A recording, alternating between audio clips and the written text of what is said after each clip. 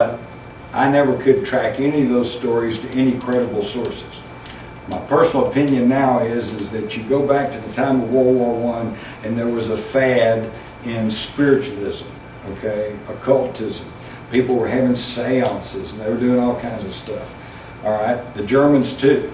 And I think that they used what has now come to be known as remote viewing, psychic contact, which has now been verified, was used by the unit of remote viewers in the United States Army. And I think they were using this, and I think they psychically got in touch with non-human intelligences. And I think, now here's my own little personal view on this. I think this non-human intelligences saw these as the Germans evolved into the Nazis, and they said, wow, look at these guys, they're really highly organized, and they're efficient, and they get stuff done, and they're talking about tomorrow belongs to me, and they're all in uniform, they're marching in lockstep. Looked like they were a pretty good bet. Said, let's back these guys, so they're giving them technology, blah, blah, blah, blah, blah. And then as the war came along and things went from bad to worse, and they began to be aware of the concentration camps and the massacres that were taking place, I think they began to back off and withdraw their support from the Germans, and that's why they never were quite able to get it all going. But we do know that by the end of the war, they had the first operational jet, they had flying saucers, they had night vision, they had guns that could shoot around corners, they had all kinds of wild stuff. And if they had had just a little bit more time, we would all have a swastika banner hanging on the wall here instead of the United States flag. And it's all easy enough to get the people behind you, because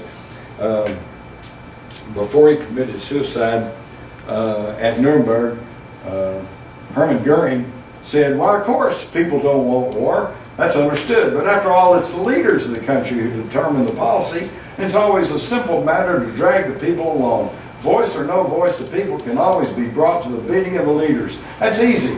All you have to do is tell them they're being attacked and denounce the pacifists for lack of patriotism and exposing the country to danger.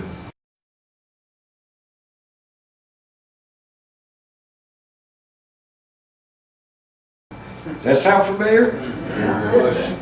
Yeah, the decider. Right. You know, don't question, be afraid, be very afraid. But keep shopping. And look how close we've come. Here's a United States postal stamp and its eagle, and there's the World War II German helmet, and there's our modern helmet, which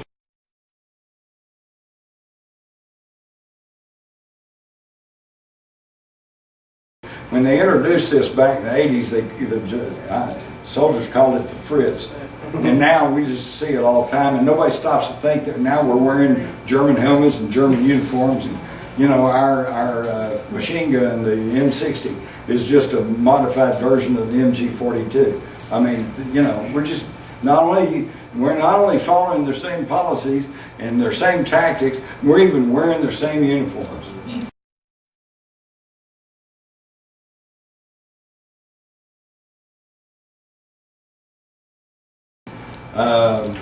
Let's go on. And we started coming out with anti-gravity stuff, as mentioned, back in the 50s.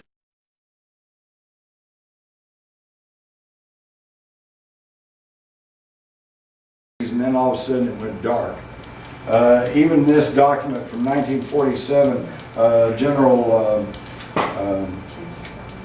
Twining says that, number one, the phenomena, talking about flying discs, is real, something real, not visionary or fictitious. And he says that it is possible under current knowledge to construct a piloted vehicle.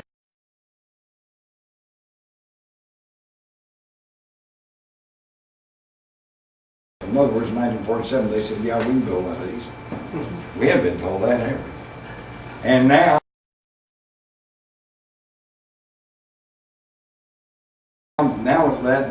what that's led us to is Nazi policies. After we rolled all these Nazis into our military-industrial complex, thanks to Operation Paperclip and others, then we started getting their policies and their ideology along with their technology, and that's led to the attack on the Iraqi National Museum. Okay, wait a minute, I think you missed something there. Huh, anyway.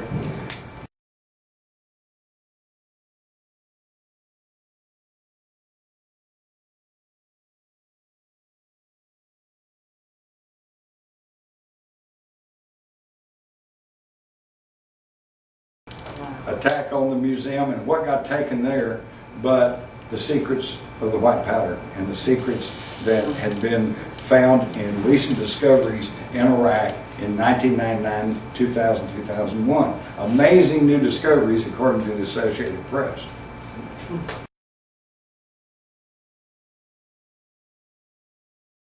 And the only place we guarded was the Ministry of Oil.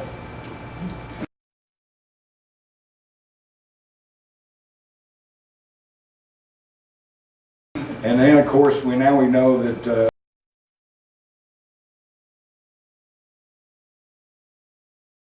Action Agriflucht after the war, the same corporations that put Hitler in power continued it, but this time there was about 1,000 new corporations created by the Nazis using locals as fronts, and this is how they bought their way into the international financial system.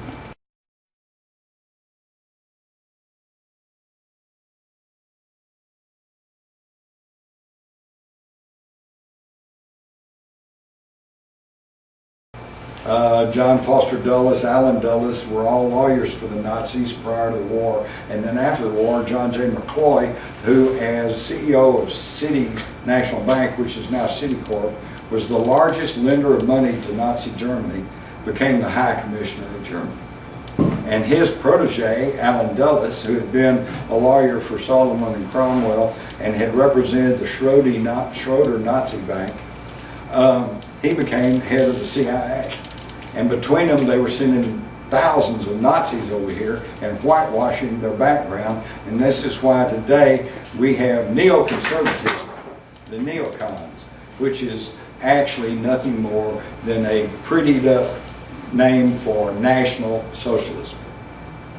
Think of Bush. He said all the right things, but he practiced National Socialism.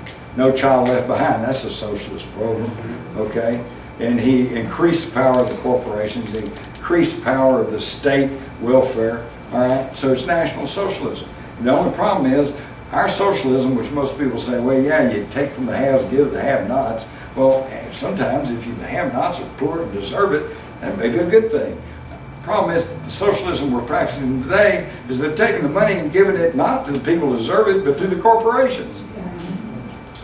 You know how much tax General Electric paid last year? Zero.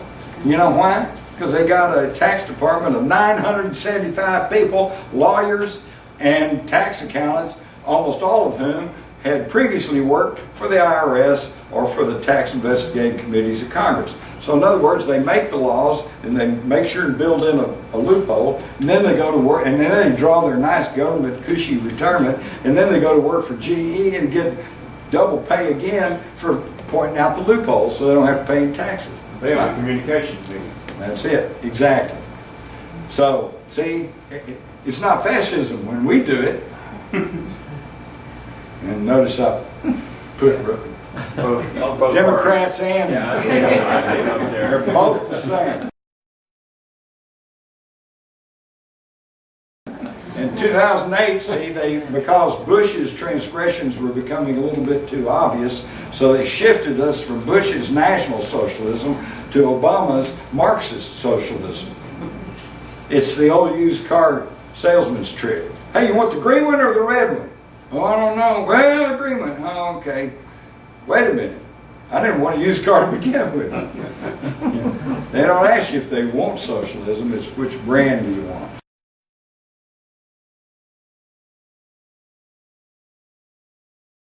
You can read all about this in The Rise of the Fourth Reich.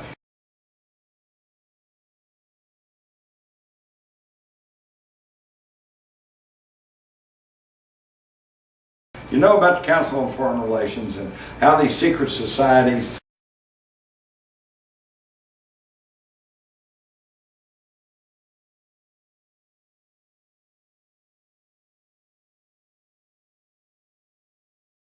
are now filled with these corporate types. Trilateral Commission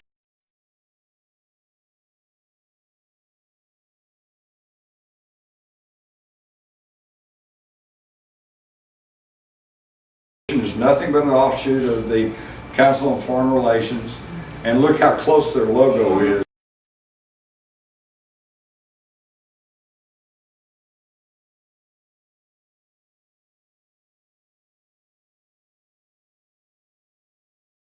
It's kind of a stylized swastika, isn't it? Skull and Bones, that's just the jumping point. That's where they get the people out of Yale, and they find the guys who are pliable and that will make good secret society members, and it's a springboard. In Korea,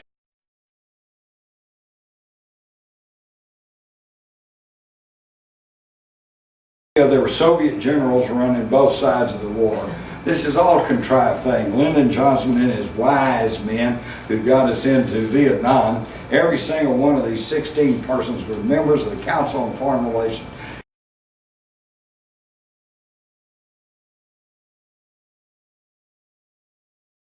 Council on Foreign Relations has dictated U.S. foreign policy since before World War II, and they're still doing it.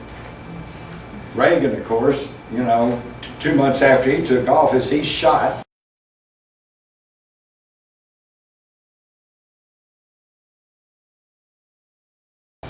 And his vice president runs things. Who is that? Bush. George Herbert Walker Bush. And in fact, the Iran-Contra scandal, okay, if you go back, all those documents dealing with the Iran-Contra scandal were not really signed by Reagan, they were signed by Bush. And every election from 64 to 86 was decided by gunfire.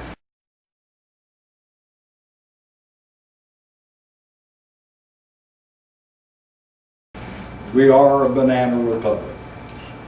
And even Jimmy Carter was the object of an assassination attempt in May of 1979 by Raymond Lee Harvey and Oswaldo Ortiz. So Lee Harvey and Oswaldo went after Jimmy Carter, and he pretty well dropped out.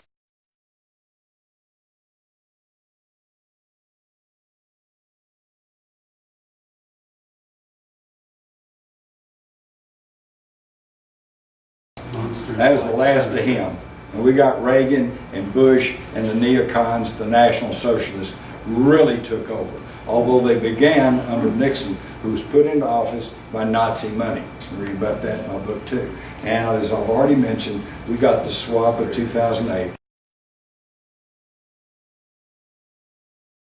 National Socialism for Marxist Socialism.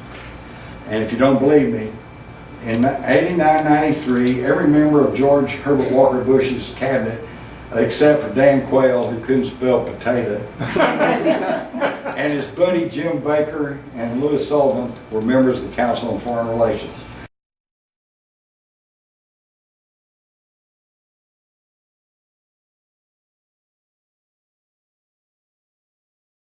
Well, then we get a Democrat administration. Bill Clinton, oops. Every member of his cabinet except William Perry, Council on Foreign Relations. Oh, but then we go back and get a good conservative Republican government. George W. Bush, oops, all his cabinet, Council on Foreign Relations. But then we got hope and change. Barack Obama, oops.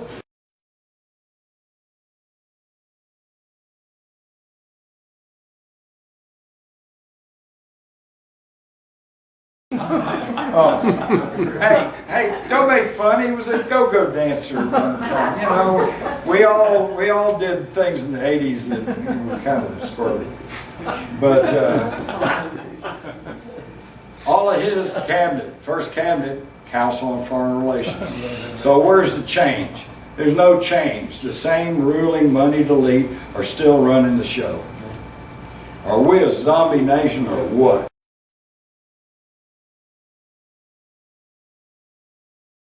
Yeah, we are. Now, this is going to blow you away. there is something going on here that transcends the normal human activity.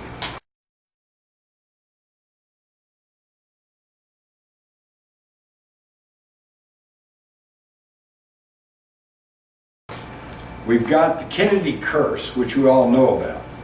We got Joseph Kennedy Jr., who died in 1944 when his plane blew up off the coast of England. We got John F. Kennedy, who was assassinated in Dallas, 1963. Ted Kennedy, who almost lost his life in a plane crash in the summer of 1964. And then you got Robert Kennedy, assassinated in Los Angeles, 1968. And then you got John F. Kennedy Jr., who went down in his plane crash there in 1999. Now, all of this seems like different times, different places. They already talked about the Kennedy curse. How could all this happen to the members of the same family? But it gets weirder than that. What is time anyway?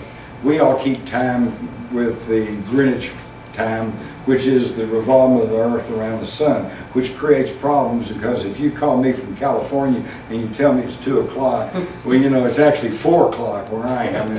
And I do this all the time because they call me up and want an interview. I say, what time? I say, yeah, but what time is that for me?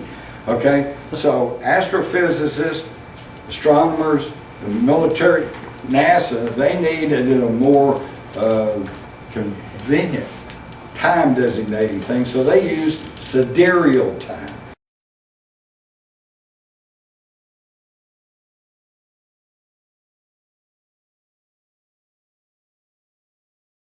This is also used by astrologers. This is keeping time by the stars, movement of the stars. Of course, the stars move, but very slowly. So you can actually, the ancient mariners, they guided by the stars and they could keep time by the stars. This is sidereal time. Sidereal time, like our time, is broken into 24 hours.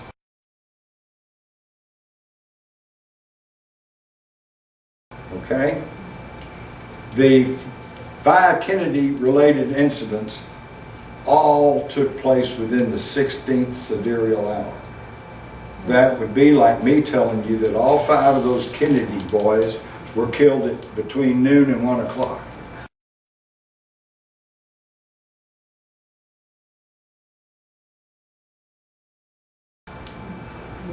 How is that possible? What are the odds of that? And in Masonic lore, the 16th hour is considered the hour of revenge. Hour what? Revenge. So here you see the Kennedy incidents, and they all happened within the same hour.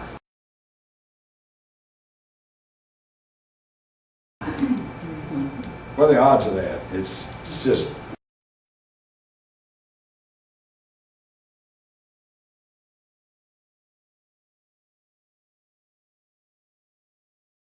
you know, inexplicable.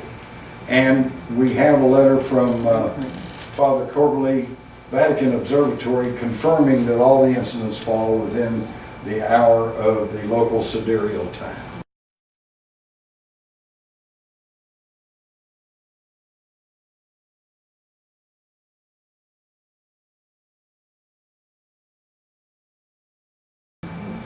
Now this is really weird because then when you put this together with the fact that all of our major NASA space shots have been, the time and date has been set not for any scientific reason, but because of the alignment of the stars.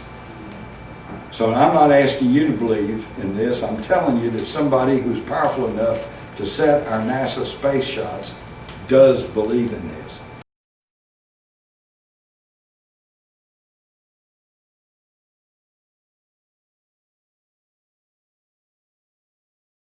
And who believed in the occult? A whole lot. The Nazis. Okay? So there's something going on here, and we're not being told about it. Even Lyndon Johnson, as far back as 1958, said, control of space means control of the world. From space, the masters of infinity, whom the hell he's talking about, would have the power to control the Earth's weather, to cause drought and flood, to change the tides, raise the level of the sea, divert the Gulf Stream, change the climate to frigid. This is the ultimate position, the position of total control over the earth that lies somewhere in outer space.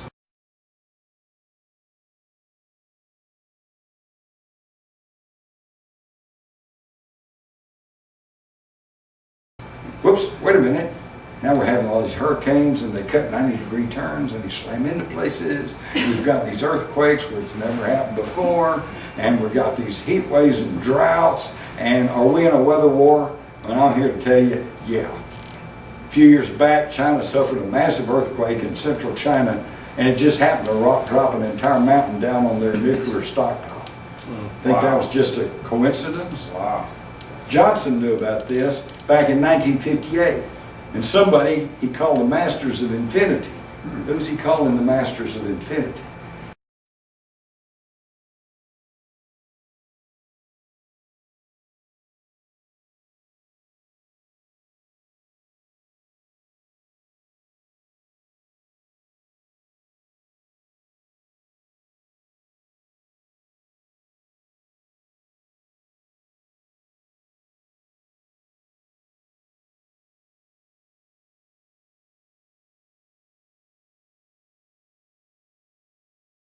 Well, let's skip on through. We know about war in Afghanistan, the war, and now quickly we're going to look at 9/11, and I think you've all seen this. This is not conspiracy theory.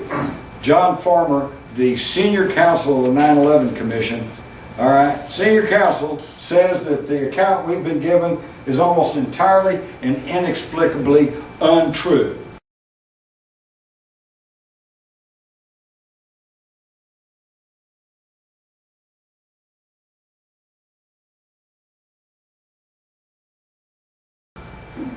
So when I talked about 9/11, what's the problem? I simply want to know what the truth is. We all know that 19 Arab Muslim hijackers using box cutters, how do we know that? We know that because of Barbara Olson, who reportedly made 3 phone calls to her husband, Ted Olson, who was appointed Solicitor General of the U.S. government by George W. Bush.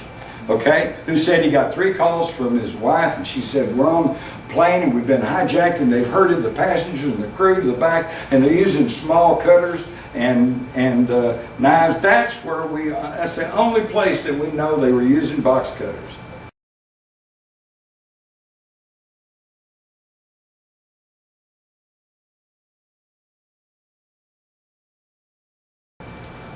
But in 2006, in the trial of Zacharias, Missouri, the only man ever prosecuted for 9/11, and obviously had nothing to do with it because he was in custody before 9/11 happened. But he did admit to being a member of Al Qaeda. The FBI brought in all of their detailed evidence, and in there was the phone records for 9/11. And guess what? There was only one call attempted by Barbara Olson, and it was, according to the FBI, unconnected. There was no call from Barbara Olson.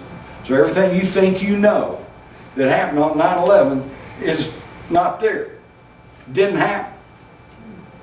The official theory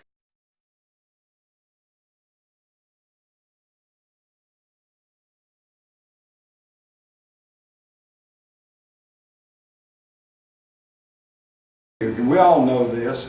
What we don't know, and a lot of you may not know, is 7 of these guys that turned up alive in the Middle East.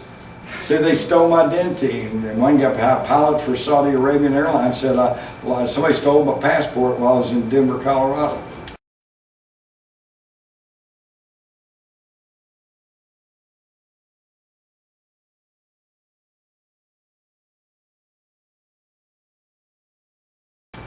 So what you think you know about 9/11, you don't know. I'm going to skip over this. It's a hell of a story, though. They caught Abu Zabada. He was the first guy they waterboarded and tortured, and to get information out of him, and it didn't work. But they finally tricked him, and they tricked him into revealing that he was actually being ordered around and under the command of 3 Saudi Arabian princes, and he named them. There they are. But he wasn't directly reporting to them. He was reporting to Air Marshal Mir in Pakistan, and within 2 months of that information going public, all these guys are dead.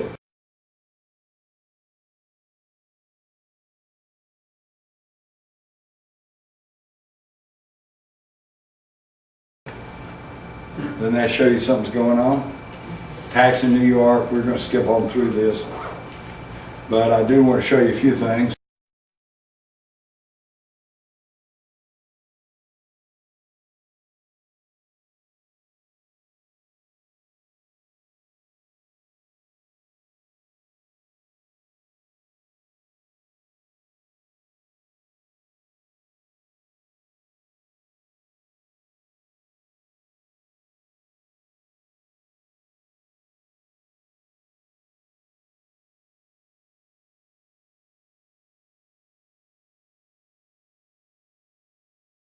Here's a picture of constructing the World Trade Center. There's 47 steel columns inside. How does that just pancake down?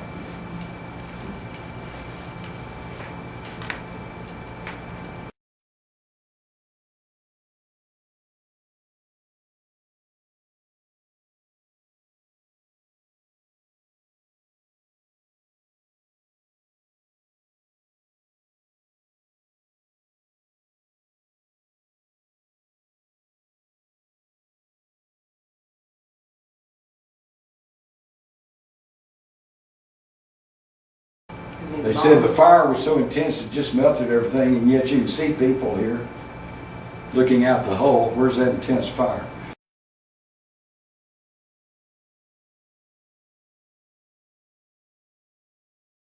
According to the transcripts of the firemen, they got within 2 floors and they said, we can see a couple of fires, but a couple of lines will have this knocked down. Something else happened other than fire. Notice here, you don't see any cleanup crew. This is right after it happened, still smoke hanging in the air. Somebody took this photograph. Now this was once a 110-story concrete steel building. Where's the concrete? Where's the commodes? Where's the filing cabinets? Where's anything? There should have been 10 stories worth of debris piled up there, and instead there was less than 2. All right, so what happened to the rest of it? The South Tower was only hit tangentially, which caused all the fuel to burn out in midair, and it was just barely on fire, and yet it collapsed first.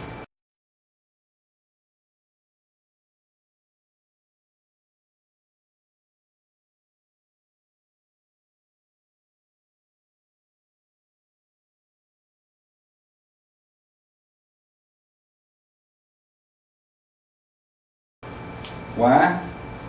Well, I suspect because whoever's behind this whole thing, and it was not Al-Qaeda, says, oops, the South Tower is about to go out. We're not going to be able to make the fire brought it down thing work if you don't hurry up. So they triggered it first. And it started tilting. Top of it starts coming over. And I remember seeing this the day it happened. I'm going, oh my God, it's going to fall off into the city and cause even more deaths and damage. But no, as it started tilting to fall over, as physics would tell you would happen, it just goes and drops straight down. It's building demolition. I've covered many of them. It was blowing beams, heavy steel beams, hundreds of feet into the air. And then you got building 7.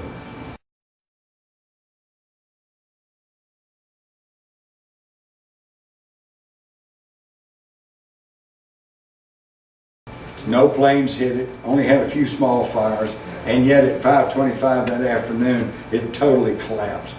And in there was the officers of the Security and Exchange Commission, who admitted they lost thousands of their prosecution files for World.com, Enron, and I've even had people tell me that's where they kept old files like their Prescott-Bush prosecution. Okay? And there's the fires in the building.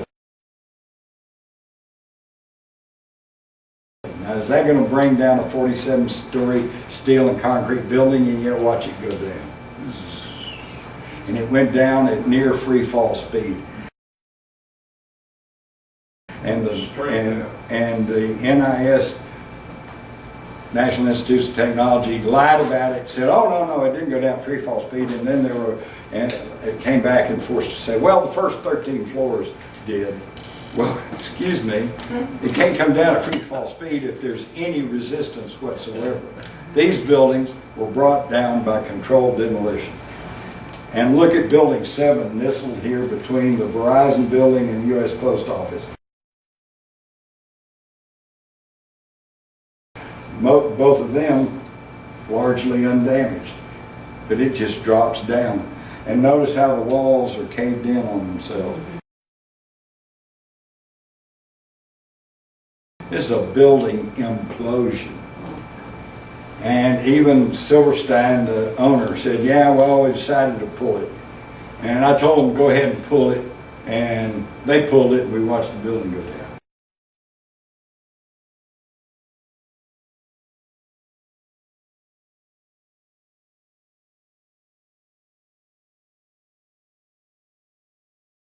Well, pull it's industry jargon for controlled demolition. And this I'd love to get into, but this gets a little bit long. They made money off of this. The World Trade Center buildings, why would they the targets? If we were all a bunch of terrorists and we're here trying to decide on what target to hit to really cripple the United States, wouldn't we go for a nuclear power plant? Wouldn't we go for poisoning a water supply? Wouldn't we blow up the Capitol? Or at least the IRS building, then we get the population behind us, right?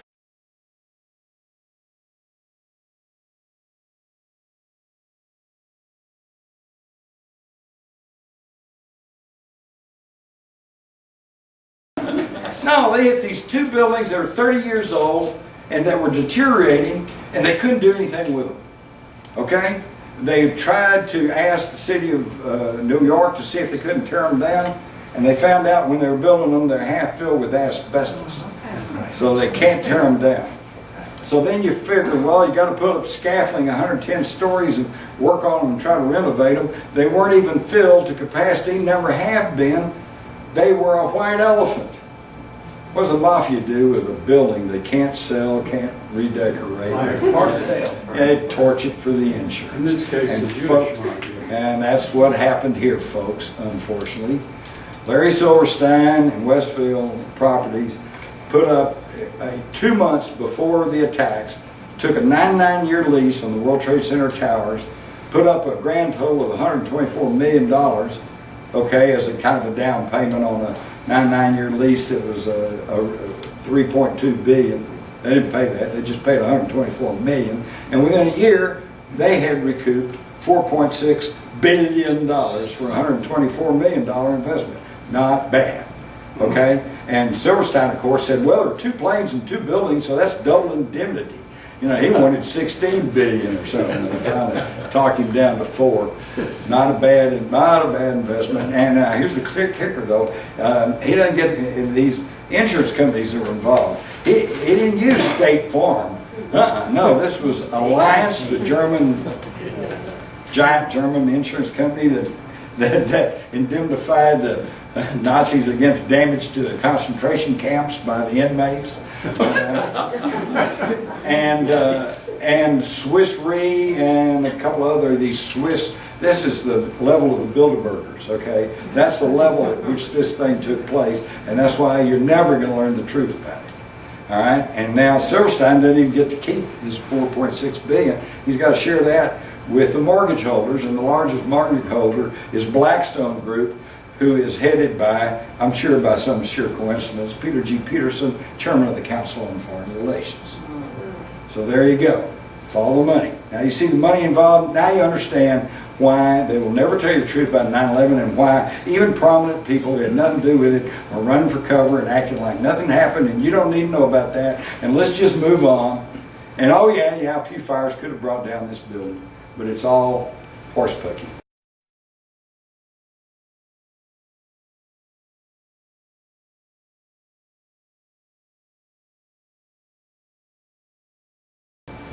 And here's the Windsor Hotel in Madrid, Spain. It burned out of control for more than 2 days, but it was a steel reinforced building and it didn't collapse. There's never been another steel reinforced building in the history of the world that collapsed due to fire. I love this one. Here's Jane Stanley, BBC Live, the afternoon of 9/11, reporting that the Solomon Brothers building has also collapsed. And there it is, behind her, still up.